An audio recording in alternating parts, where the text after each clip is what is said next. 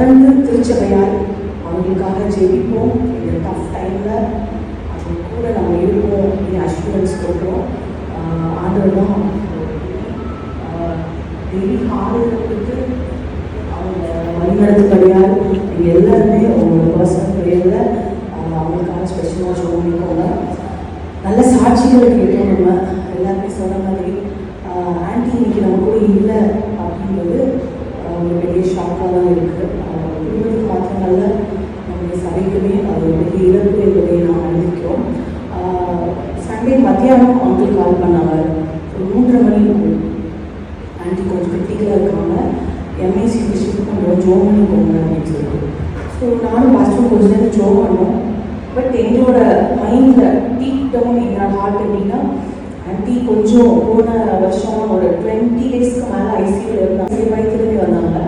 So இப்போயும் வந்துடுவாங்க, நம்ம ஜோ பண்ணுவோம், வந்துடுவாங்க, ஈவினிங் போய் பார்க்கலாம் முடிஞ்சா அப்படின்னு சொல்லிட்டு நாங்கள் கொஞ்ச நேரம் உட்காந்து ஜோ பண்ணிவிட்டு அதுக்கப்புறம் மற்ற வேலையிலே பார்க்க கடந்து செஞ்சுக்கிட்டோம். அப்படின்னு ஒரு 6:30 கால் பண்ணால் அங்கிள் அழுது நம்ம பார்த்ததே இல்லை. ஆன்டி வந்து அவ்வளோ சிக்காக ஐசியூவில் கிரிட்டிக்கலாக இருக்கும்போது கூட அங்கிள் வந்து எங்களை வந்து ஆறுதல் படுத்துவாங்க. ரொம்ப ஒரு விசுவாச லீடர்னு சொல்லுவோம். ஒன்றும் இல்லை ஆன்டி வந்து நம்ம திரும்பி எனக்கு தெரியும் ஆண்டவர் திரும்ப கொடுத்துருவாரு அப்படி ரொம்ப ஸ்ட்ராங்காக இருப்பாங்க. ஃபர்ஸ்ட் டைம் அவங்க ஃபோனில் அழுது வந்து எங்களால் டாலரேட் பண்ண முடியல. நாங்கள் பாஸ்டர் டீமாக உடனே ராணிகிட்ட போனோம். அங்கே போனோன்னா அங்கே ரொம்ப அவங்களால கண்ட்ரோல் பண்ண முடியல. அதான் ஃபர்ஸ்ட் டைம் நான் பார்க்குறேன். ரொம்ப அழுதாங்க. ஸோ நம்ம அங்கிள் கூடவே இருந்து ஆன்டிடைய சரீரத்தை வீட்டுக்கு எடுத்து கொண்டு வந்து அப்புறம் வீட்லேயும் எல்லாம் பண்ணிட்டு நம்ம வீட்டுக்கு திரும்பி வரும்போது ரொம்ப லேட் நைட் ஆகிடுச்சு. அது ஹேண்ட் வேறு விஷயம் தெரியாமல் வந்துட்டு இருக்கா அப்படின்னு சொன்னாங்க. தனியாக வர அவருக்கு ஏதாவது ஆயிடக்கூடாது இன்னும் எங்களை ட்ராக் பண்ணிகிட்டே இருந்தார். மெசேஜ் கொஞ்சம் அவரை பார்த்துக்கோங்க. இந்த மாதிரி நிறைய குழப்பங்களின் மத்தியில் ஏற்ற இடத்துல எல்லாமே நேர்த்தியாக நடக்க ஆண்டவருக்கு ரொம்ப கொடுத்தாரு. ஸ்பெஷலாக அந்த மழை எதுவும் வராமல், ஏன்னா அந்த புளிலாம் வெட்டி வச்சுருக்கோம், ஃபுல்லாக தண்ணி ஆகிடக்கூடாது. ஏன்னா நம்ம எல்லாருக்குமே தெரியும் டெய்லி கனமழை தான் பெஞ்சிட்டு இருந்துச்சு. ஆனால் நேற்று பெரிய அற்புதமாய் ஆண்டவர் அந்த இடத்துலையும் பாதுகாத்தார். எல்லாம் நல்லபடியாக கிருபை கொடுத்தார். குறிப்பாக அந்த பிள்ளைகளை ஆண்டவர் 2 நிமிஷம் வரைக்கும் தாங்கி வருகிறார். ஆன்டியை குறித்து ஒரு பாஸ்டரோட ஒய்ஃபாக சொல்லணும். நான் இது வரைக்கும் இந்த 8 வருஷமாக இந்த சர்ச்சில் இருக்கேன். எந்த மெமோரியல் சர்வீஸ்லையும் நான் மேலே வரவே மாட்டேன். ஏன்னா கொஞ்சம் நம்ம எமோஷனலாக கண்ட்ரோல் பண்ண முடியுமான்னு. பட் இன்னைக்கு பாஸ்டர் பஞ்சாப் போயிட்டாங்க. நேற்றைய தினத்தில் போக வேண்டியது அதை மாற்றிட்டு இன்னைக்கு போயிருக்காங்க. ஸோ அவங்களோட ஆப்சன்ஸில் நானும் உங்களுக்காக நிறுத்தி இருக்கிறேன். ஆன்டி வந்து எல்லாரும் சொன்ன மாதிரி ஒரு பயங்கரமான லவ்லி. அவங்களோட பல மடங்கு வயசில் நாங்கள் கம்மியாக இருந்தாலும் அவங்க ஊழியக்காரர்களுக்கு கொடுக்க வேண்டிய கணத்தை ரொம்ப கரெக்டாக கொடுப்பாங்க. ஏதாவது கொடுக்கணும். நம்ம வீட்டுக்கு போனாலே அவங்க ரொம்ப ஹெல்த்தியாக இருக்கும்போது ஏதாவது செஞ்சு கொடுத்துருவாங்க. அவங்க சாப்பிட வைக்கிறது மட்டும் இல்லாமல் கையில் ஒரு பார்சல் வரும். பிள்ளைங்க பாவம் இதில் தனியாக இருக்காங்க, நீங்கள் ஊழியம் ஓடி போயிடுவீங்க, இதை கொண்டு போய் ஸ்டீனா கிட்ட கொடுமா அப்படின்னு கொடுத்துருவாங்க. அப்புறம் ஃபாலோ அப் பண்ணுவாங்க. கரெக்டாக ஃபோன் பண்ணி இல்லை மெசேஜ் பண்ணி பிள்ளை சாப்பிட்டாளா, என்ன சொன்னா, அவள் என்ஜாய் பண்ணலாம் அப்படின்னு ஏதாவது ஒரு விஷயம். அவங்க வீட்டில் முருங்கைக்கீரை, முருங்கைக்காய், கொய்யாப்பழம் எனக்கே கஷ்டமாக இருக்கும். அவங்களுக்கு வயசான காலத்துக்கு யாரையோ புரியல அப்படின்னா அது ஒன்றும் இல்லை, போகிற வழியில் தானே சொல்லிட்டு அதுவும் ஏதோ 2 முருங்கைக்காயும் கிடையாது, ஒரு 3 கேஸ் சப்ளை பண்ணுற அளவு அவங்க மரத்தில் அவ்வளோ முருங்கைக்காய். பாஸ்டர் சிக்கானதுலேருந்து அவருக்கு முருங்கைக்கீரை சூப் கொடுங்கன்னு சொல்லிட்டு அவ்வளோ முருங்கைக்கீரை பேக் நிறைய வரும். அது 1 மாதத்துக்கு கூட நம்ம ஸ்டோர் பண்ணி வச்சுக்கலாம். கொய்யாப்பழம் பாஸ்டருக்கு பிடிக்கும்னு ஒரு வாட்டி சொல்லிட்டேன் தெரியாமல். அந்த சீசனில் எப்போல்லாம் அவங்க மரத்தில் காய் வருதோ ஒரு பையாக கொடுத்து விடுவாங்க அவங்ககிட்ட. அதுவும் ரொம்ப ஸ்பெஷலாக சொல்லணும்னா கொரோனா டைமில் பாஸ்டர் ரொம்ப கிரிட்டிக்கலாக இருந்தது. வீடு திரும்பின டைமில் ஸ்டீவுக்கு அப்போ பைக்கெலாம் ஓட தெரியாது. ஸோ நான் தான் எதனாலும் கடைக்கு போக வேண்டிய சொல்லுவேன். குடும்பமாக குவாரண்டைனில் இருந்தோம். அது கூட அப்போ கடைலாம் அப்பப்போ தான் திறப்போம். அந்த டைமில் கூட அங்கிட்ட காய், பழங்கள், சச்சுமே ஃபிஷ்லாம் வாங்கி கொடுத்து விடுவாங்க. எனக்கு பயங்கர ஷாக்காக இருக்கும். ஏன்னா வயசானவங்களாம் வெளியே வரவே பயந்த ஒரு காலகட்டம். நான் ஃபோன் பண்ணி சொல்ல ஆண்டி தயவு செஞ்சு அங்கிள் அனுப்பாதீங்க, எனக்கு ரொம்ப கில்ட்டியாக இருக்குது, அங்கிள் சிக்காயிடக்கூடாது அப்படின்னா அதை ஒரு நாள் கேட்க மாட்டாங்க. இல்லை நான் இந்த டைமில் செய்யாமல் வேறு எப்போ செய்ய போகிறோம். அந்த மாதிரி பயங்கரமான ஒரு அன்பை பொழிகிற ஒரு தாய் அப்படின்னு தான் அவங்களை குறித்து நம்ம சொல்லணும்னா சொல்லலாம். ரொம்ப ஏதாவது செய்யணும். அதே மாதிரி ப்ரேயர் அந்த ஜூமில் இன்னைக்கு காலையில் ரொம்ப மிஸ் பண்ணேன். ஜூம் ஓப்பன் பண்ண உடனே ஃபர்ஸ்ட்டு ஸ்டாண்டிங் ஞானதாசில் பேர் இருக்கும், அப்புறம் ஜேம்ஸ் ஸ்டாண்டிங் பின்னாடியே இருக்கும். எனக்கு வந்து ஆன்டி பேர் இல்லை. ரொம்ப மனசு கஷ்டமாக இருந்துச்சு. எந்த அவங்க மிஸ் பண்ணாங்க அப்படின்னா அவங்க எப்போ ஹாஸ்பிட்டலில் அட்மிட் ஆகிருக்காங்களோ அந்த நாட்கள் மட்டும்தான் கொஞ்சம் ரெக்கவர் ஆகி வீட்டுக்கு வந்தாங்க. நாங்கள் போய் பார்க்கும்போது அவங்களுக்கு ஸ்கின் மட்டும் தான் இருந்துச்சு.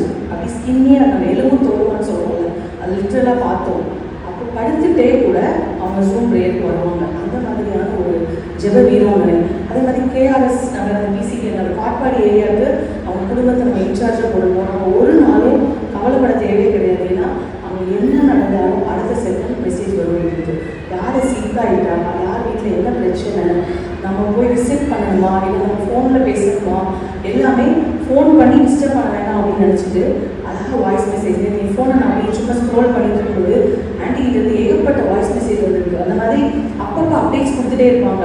இவங்க வீட்டில் பிரச்சனைமா, கொஞ்சம் ஃபோன் பண்ணி என்ன விசாரிச்சிருங்க, யாரும் நம்மளை ப்ளேம் பண்ணிடக்கூடாது அப்படிங்கிறது அவங்க கவனமாக இந்த வீட்டில். அதாவது நான் கிறிஸ்டியன்ஸ் நம்ம சர்ச்சுக்கு வராதவங்க இருப்பாங்க, ஏதாவது ப்ரேயர் ரிக்வஸ்ட் சொல்லியிருப்பாங்க, உடனே கால் பண்ணி சொல்லிடுவாங்க இவங்களுக்கு இந்த பிரச்சனை, நீங்கள் உங்கள் டைரியில் நோட் பண்ணிக்கோங்க, நம்ம ஜூம் ப்ரேயரில் ஜோம் பண்ணுங்க. இந்த மாதிரி ப்ரேயரில் நல்ல ஒரு சப்போர்ட்டிவாக இருந்த ஒரு தாய் அவங்க ஏரியாவை குறித்து, ஏரியா இல்லை நம்ம சர்ச்சை குறித்து ஒரு வாரம் வந்து ரொம்ப எல்லாத்தையுமே ஷேர் பண்ணுவாங்க. அது மட்டும் இல்லை பிள்ளைங்களுடைய ஹேனா சிக்காக இருந்தா, இல்லை ஹேனி வீட்டில் பேபி சிக்காக இருந்தாங்க, ஹேனி சிக்காக இருந்தாங்கனாலும் உடனே இமீடியட்டாக எங்களுக்கு ஒரு வாய்ஸ் மெசேஜ் வரும். அதை போட்டுட்டு அப்படியே ஸ்டாப் பண்ணிட மாட்டாங்க. நம்ம தான் கேட்கணும், நம்ம கேட்டால் தான் பதில் சொல்லணும் அப்படிலாம் கிடையாது. நம்ம கேட்குறோமோ இல்லையோ, நம்ம பிஸியாக ஓடிட்டே இருக்கோம், அவங்களுக்கு தெரியும். அப்டேட்ஸ் கொடுத்துட்டே இருப்பாங்க, இன்னைக்கு இப்படி இருக்காங்க, நீங்கள் ஜோனில் இருக்க தேங்க்ஸு. அது ரொம்ப ஒரு ஆச்சரியமான ஒரு தாய். அவங்க நிறைய கான்ஃபிடென்ஷியல் ப்ரேயர் ரிக்வெஸ்ட்லாம் எனக்கு ஷேர் பண்ணியிருக்காங்க. எங்கள் வீட்டில் பாஸ்டர் மட்டும் இருக்குது ஜோம் பண்ணணுமா அப்படின்னு சொல்லிட்டு. அது சக்ஸஸ் ஆனதுக்கப்புறமா திரும்ப கூப்பிட்டு சொல்லுவாங்க, உங்கள் ஜெபத்துக்கு ரொம்ப நன்றி, இதனால தான் இந்த மாதிரி ஆச்சு அப்படின்னு சொல்லிட்டு. ஸோ நல்ல ஒரு செபிக்கிற தாயை நம்ம திருச்செபியாய் இழந்திருக்கிறோம் அப்படின்னு தான் சொல்லணும். நல்ல ஒரு கரிசனை உள்ள ஒரு தாய். அவங்க சிக்காக இருந்தாங்க. கடைசியில் இப்போது ஜூலை 1 நினைக்கிறேன் ஸ்டீனா கீழே வந்து ஒரு மைண்ட் ஃப்ராக்சர் ஆகிட்டு இருக்குது. அது ஃப்ராக்சரே தெரியாமல் நான் சர்ச் போட்டு வருவேன். ஏன்னா சண்டே அவள் வந்து உட்காந்துருக்கா, கால் நல்லா வீங்கி இருக்கு. ஆண்டி அந்த தான் உட்காந்துருந்தாங்க. அப்போவே அவள் பார்த்து என்னாச்சுலா, கால் வீங்கி இருக்கு எல்லாம் கேட்டு போயிட்டாங்க. அகைன் அவங்க வந்து எனக்கு மெசேஜ் போட்டு கேட்டுகிட்டே இருந்தாங்க. அதெல்லாம் கூட பரவாயில்ல. அவங்க இப்போது கடைசியாக சர்ச்சுக்கு வந்தவங்களுக்குலாம் ரொம்ப சிக்காக தான் வந்தாங்க. எல்லாருமே சொன்ன மாதிரி நம்ம எல்லாருமே பார்க்கணும், ஏன் ஆண்டி வரீங்க, கொஞ்சம் பலவீனம், லேசாக மழை வர மாதிரி இருக்குது. அப்படிப்பட்ட நேரத்துலேயே நம்ம நிறைய பேர் சபை போல யோசிப்போம். ஆனால் மழை பெஞ்சிட்டு இருந்தால் கூட தலையில் நம்ம முக்காடு போட்டுட்டு காதெல்லாம் கவர் பண்ணிட்டு வெயிலோ குளிரோ மழையோ எதையும் பொருட்படுத்தாமல் அங்கிள் கூட வயிற்றுல பின்னாடி உட்காந்து எதையும் மிஸ் பண்ணாமல் ஒரு ப்ரேயர் ஆகட்டும், ஃபாஸ்டிங் ப்ரேயரோ இல்லை ஸ்பெஷல் ப்ரேயரோ சர்வீஸோ எல்லாத்துக்குமே வருவாங்க. கடைசியாக வந்து அவங்களால பேச முடியல, அவங்களால நடக்க முடியல. அப்போ வெளியே நின்றுட்டு போனாலும் பாஸ்டரும் ஆண்டி எப்படி இருக்கீங்க அப்படின்னு கேட்குறோம். உடனே ரிட்டன் அவங்க கேட்குறாங்க, ஸ்டீனாக்கு கால் எப்படி இருக்குது அப்படின்னு. ஒரே இது ரொம்ப ஹெல்த்தை பாருங்க அப்படின்னா அதை கூட தாண்டி மற்றவங்க அடுத்தவங்க நம்ம ஜோமன் அவங்க எப்படி இருக்காங்க, இவங்க எப்படி இருப்பாங்க, அந்த மாதிரியான ஒரு கரிசனை உள்ள ஒரு தாய். ஆனாலும் அவங்க பூமியில் நிறைய கஷ்டப்பட்டுட்டாங்கன்னு சொல்லி ஆண்டவர் அவருடைய மகளை அவருடைய வீட்டுக்கு அழைத்து கொண்டு போய்விட்டார் என்று நம்ம விசுவாசிக்கிற விஷயமா இங்கே உள்ள கஷ்டங்கள் கவலைகள் எதுவும் இல்லாமல் ஆண்டி ஆண்டோடைய சமூகத்தில் நல்ல சந்தோஷமாக சமாதானமாக இழைப்பாறை கொண்டு இருப்பாங்க. நிச்சயமாகவே அந்த குடும்பத்தை ஆண்டவர் தொடர்ந்து தேய்ச்சி வர விசுவாசிக்கிறோம். ஒரே ஒரு வசனம் மட்டும்தான் நான் முன்னாடி இருக்க போகிறேன். நேற்றைக்கே பாஸ்டர் வந்து அந்த அலங்காரம் சொன்ன மாதிரியான 8ஆம் வசனத்தில் அவள் தன்னால் இயன்றதை செய்கிறான். ஆண்டி பற்றி நினைக்கும் போது அந்த ஒரு வசனம் தான் எனக்குமே ஞாபகம் இருந்துச்சு. அவள் தன்னால் இயன்றதை செய்தார். She did what she good. அவங்களுக்கு முடிகிற அந்த லாஸ்ட் பிரெத் வரைக்கும், அந்த கடைசி மூச்சு வரைக்கும் அவங்களால என்ன முடியுமோ அதை செஞ்சுட்டு அவங்க வீட்டுக்கு அவங்க திரும்பி போயிடுவாங்க. ஸோ இந்த நாளில் நம்ம முன்னாடி ஆண்கள் வைக்கிற வார்த்தை அதுதான். அவங்க உயிரோடு இருந்த நாளெல்லாம் அவங்களுக்கு என்ன முடிஞ்சிச்சோ அதை செஞ்சுட்டு போனாங்க. ஸோ நம்ம வாழ்கிற இந்த லைஃப்பில் நம்ம ஆண்களுக்காக என்ன பண்ணிட்டுருக்கோம் அப்படிங்கிறது ஆண்டியோட தேங்க்ஸ்கிவிங் சர்வீஸில் நம்ம ரொம்ப யோசிக்க வேண்டிய ஒரு விஷயமா இருக்குது. அந்த ஸ்திரீ அந்த மார்க்கு 14ஆம் அதிகாரத்தில் சொல்கிற அந்த ஸ்திரீயை பார்க்கும்போது அவங்க அந்த நலகம் என்கிற அந்த வெள்ளைக்கல் பரணியை உடைச்சு அவனுடைய சமூகத்தில் அதை கொண்டு அதை உடைச்சு ஊற்றி அவனுடைய சிரசினால் அவருடைய பாதங்களை துடைத்தான் இருப்பாங்க. அந்த காரியத்தில் நிறைய விஷயங்கள் அந்த ஸ்திரீயை குறித்து நம்ம பார்க்குறோம். அதே மாதிரி தான் ஆண்டியுடைய வாழ்க்கையிலையும் நம்ம நிறைய விஷயத்தை கம்பேர் பண்ண முடியும். அந்த ஸ்திரீ உடைச்சி அந்த நலகம் அப்படிங்கிற அந்த தைலம் வந்து கிட்டத்தட்ட பயங்கர எக்ஸ்பென்சிவ். ஒரு நார்மலான ஒரு ஹியூமனோட ஒரு வருஷத்திற்கான அந்த கூலி, அந்த சம்பளம் தான் அந்த தைலத்தோட வேலை அப்படின்னு சொல்லப்பட்டிருக்கு. ஸோ ஒரு பெரிய சாக்ரிஃபைஸ் சாக்ரிஃபைஸ் அந்த லேடி பண்ணாங்க அப்படின்னு அந்த இடத்துல பார்க்குறோம். நம்ம ஜெயின் ஆண்டியோட வாழ்க்கையில் பார்க்கும்போது அவங்களும் அவங்களுடைய பணம் ஆகட்டும், ஒரு மிஷினரி ஊழியத்துக்கு கொடுக்கறது, சபைக்கு கொடுக்கறது, மற்றவங்க மேலே கரிசனையாக இருந்த மாதிரி அதுக்கு பின்னாடி ஒரு பெரிய தியாகம் இருந்துச்சு அப்படின்றத நம்ம யாருமே மறுக்க முடியாது. அந்த இடத்துல அந்த ஸ்திரீ வந்து ஒரு பெரிய தியாகம் அந்த பண விஷயத்தில் பண்ணாங்கன்னு பார்க்குறோம். அதே மாதிரி ஜெயின் ஆண்டியுடைய வாழ்க்கையில் அவங்களுடைய நேரத்தை நிறைய தியாகம் பண்ணியிருக்காங்க, அவங்க குடும்பத்தை தியாகம் பண்ணியிருக்காங்க, அவங்க எனர்ஜியை தியாகம் பண்ணியிருக்காங்க, அவங்க பணத்தை நிறைய தியாகமாக கொடுத்துருக்காங்க.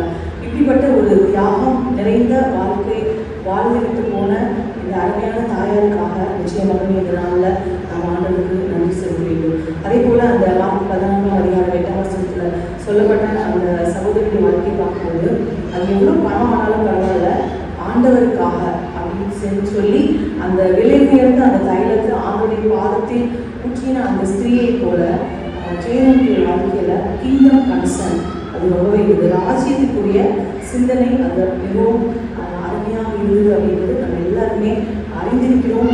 சாட்சிகளை கேட்டோம். அவங்களுக்கு எப்பயுமே அறிந்து போகிற ஆத்மாக்களை குறிச்ச வாழணும். அவங்க எப்படியாவது இந்த டேனி வேணுமலை நிச்சயமுள்ள சாட்சியாக முன்னாடி போயிருக்காங்க. இதே மாதிரி நிறைய பேரை நம்ம இப்போ எழுதிவிட்டா சொல்லிக்கொண்டே போகலாம். ஸோ அறிந்து போகிற ஆத்மாக்களை குறிச்ச ஒரு வாரம், மிஷினரிகளை குறிச்ச ஒரு வாரம், அவங்களை சுற்றி இருக்கிற ஜனங்களை குறிச்ச ஒரு வாரம், அவங்க அந்த கார்டியக் இஷ்யூ வந்து 20 டேஸ்க்கு மேலே அவங்க ஹாஸ்பிட்டலில் இருக்கவங்க நம்ம பார்க்க முடியும். அவங்களுக்கே அப்படியே ட்ரீட் பண்ண முடியல, மூச்சு வாங்குது. அவங்களுக்கு ஜோமனம் அப்படின்னு நான் ஃபஸ்ட்டு எழுதி வைக்கும் போது அவங்கள பார்க்க வந்து ஒரு ஃபேமிலி இவங்க இன்ட்ரடியூஸ் பண்ணுறாங்க. எங்களுக்கு அவங்களால பேச முடியாத ஒரு சூழ்நிலை. இவங்களும் இதே ஹாஸ்பிட்டலில் இதுக்கு மேலே ஒரு ஃப்ளோரில் அட்மிட் ஆகிருக்காங்க. எங்கள் வீட்டுக்கு பக்கத்து வீட்டில் இருக்காங்க. அவங்க பேரை சொல்லி அவங்களுக்கு என்ன சிக்னஸ் சொல்லி இவங்களுக்கு அம்மா நீங்கள் ஜோம் பண்ணுங்க பாஸ்டர் அப்படின்னு சொல்லி அப்போ அந்த இடத்துலேயே ஜோமனை வச்சாங்க. தொடர்ந்து நம்ம கிளம்பும்போது சொல்கிறாங்க அந்த பேரை ஞாபகம் வச்சுக்கோங்க பாஸ்டர், தொடர்ந்து உங்கள் ஜெபத்தில் அவங்களுக்கு அவங்க ஜோம் பண்ணுங்க. ஸோ அது முடியாத சூழ்நிலையிலையும் அவங்களை சுற்றியுள்ள மக்களுக்காக ஒரு வாரம் அந்த தேவ ராஜ்யத்தை கொடுத்த சிந்தனை அவங்க மனசில் ஓடிக்கொண்டே இருந்தது அப்படின்னு சொல்லி பார்க்கணும். ஸோ அழிந்து போகிற மக்களுக்காக, அவங்களை சுற்றி இருக்கிற ஜனங்களுக்காக, அவங்க ஏரியாவில் உள்ள மக்களுக்காக, அவங்க புறஜாதி மக்களோ ஆண்டவர் அழைச்சவங்களோ அந்த பாரபட்சம் இல்லாமல் எல்லாரும் ஒரு கரிசனையோடு இருந்த அந்த தாயாருக்காக நிச்சயமாகவே நம்ம ஆண்டவர் நன்றி செலுத்துவோம். நல்ல கரெக்ட் அவங்க எல்லாரோடையும் நேற்று கூட ஒரு மாஸ்டர் பேசும்போது சொன்னாங்க அந்த ஏரியா அப்படின்னு கூட ஈஸியாக கனெக்ட் ஆகிடுவாங்க. ஒயிட் ஹவுஸ் அப்படின்னு சொல்லிட்டு நம்ம வச்சுருக்கோம். சில வருஷத்துக்கு வந்ததாக ஒரு கிறிஸ்மஸ் நாளில் சாயங்காலம் நம்ம மக்கள் ரொம்ப கம்மாஸ்க்காக அதை ஸ்பெஷலாக வச்சுருக்கோம். ஒரு 50 to 75 பீப்புள் தான் இருந்தாங்க அந்த இடத்துல. பார்த்தா ஆன்டி அங்கிளும் பாட்பாட்டிலும் ஒரு பெரிய கூட்டத்தை கூட்டிகிட்டு வந்து அவங்க கூட ஃபுல்லாக அது வந்து கிறிஸ்மஸ் டே ஈவினிங். ஸோ எல்லாருமே வீட்டில் பிஸியாக இருக்கும். ஆனால் கூட அவங்க 2 பேரும் வந்து அந்த புது ஜனங்களை கூட வந்து சர்ச்சில் உட்கார வச்சு அவங்களுக்காக ஜெபம் பண்ணி பாஸ்டர்கிட்ட இன்ட்ரடியூஸ் பண்ணி தொடர்ந்து அவங்களை ஃபாலோ பண்ணி எப்படியாவது அவங்கள சபைக்கு வர வைக்கணும் அப்படின்ற ஒரு வாரம். இப்படிப்பட்ட அந்த ராஜ்யத்தை குறித்த சிந்தனை உள்ள அந்த தாயாருக்காக நிச்சயமாகவே அவங்களுடைய ஸ்டோரி கடைசியாக நல்ல ஒரு கரேஜியஸ் லேடி அப்படின்னு சொல்லலாம். நிறைய அவங்கள சுற்றி கடைசியாக வேலை பார்த்து இருந்திருப்பாங்க. அந்த நலகம் அதை கொண்டும்போது நிறைய முறுமுறுப்புகள் வந்தது. நம்ம வேதத்தில் வாசிக்கிறோம் மாட்டுக்கடனாக மலையாளத்தில் இவ்வளோ பெரிய இவ்வளோ எக்ஸ்பென்சிவான இதை போய் இப்படி வேஸ்ட் பண்ணிட்டாங்க, இதை வேற இந்த காசை விற்று இந்த காசை தடுக்கிறதுக்கு கொடுத்துருக்கலாமே அப்படின்லாம் அவங்களை சுற்றி இருக்கிறவங்க முறுமுறுத்தாங்கன்னு பார்க்குறோம். கிரிட்டிசைஸ் பண்ணாங்க, விமர்சனம் பண்ணாங்க, அவங்கள பற்றி தப்பாக பேசுனாங்க, நெகட்டிவாக நிறைய வந்துச்சு. அதெல்லாம் அந்த லேடி வந்து மைண்ட் பண்ணவே இல்லை. அவரோட ஒரே சிந்தை ஆண்டவருக்காக எல்லாருமே செய்யணும். அதே மாதிரி தான் ஆன்டியுமே நிறைய நேரத்தில் பார்க்கும்போது நல்ல ஒரு போல்டாக இருப்பாங்க. அந்த ஸ்ட்ராங் ஃபெய்த்து எதையும் மைண்ட் பண்ண மாட்டாங்க. யாரும் என்ன சொல்லணும், ஆண்டவருக்காக ஏதாவது செய்யணும், ஆண்டவருக்காக வைராக்கியமாக இருக்கணும், ஆண்டவருக்காக போல்டாக ஸ்டெப்ஸ் எடுத்து வைக்கணும் அப்படின்னு நினைத்த ஒரு அன்பான பெண்மணி. என்னென்னா மற்றவங்க என்ன நினைப்பாங்க பரவாயில்ல, யார் என்ன சொல்லுவாங்க பரவாயில்ல, எனக்கு இது தோணுது, ஆண்டவர் எனக்கு இதை செய்ய சொல்கிறாரு, நான் செஞ்சுட்டே இருக்கேன் அப்படி போகிற ஒரு நல்ல ஒரு குடும்பம், நல்ல ஒரு தாயாக பார்ப்போம். So she did what she good. அவள் தன்னால் இயன்றதை செய்தாள். இதுதான் நம்ம இந்த நல்ல ஆன்டி பற்றி அவங்க கொடுத்த ஒரே வாழ்க்கையை அவங்க என்ன முடியுதோ அதை செஞ்சாங்க. கடைசியாக அவங்க ஃபேமிலிக்கு ஒரே ஒரு வார்த்தை 1 Corinthians 15:58 சொல்லியிருக்கு. இந்த மாதிரியான டஃப் டைமில் அசையாதவர்களாயும் உறுதிப்பட்டவர்களாயும் கர்த்தருடைய கிரியையிலே எப்பொழுதும் பெருகிறவர்களாயும் இருப்பீர்களா. நிறைய நேரத்தில் பிசாசு நம்ம சோறுக்குள்ளாக்குவோம். ஹேனி பேசணும்னு சொன்னால் ஒய் அப்படிதான் கேட்க தோணுது. ஆனால் ஆண்டவர் எல்லாத்துக்குமே ரீசன் வச்சுருக்காரு. ஸோ ஏன் ஆண்டவர் இன்னும் கொஞ்சம் அம்மா வச்சுக்க கூடாதா, இன்னும் கொஞ்சம்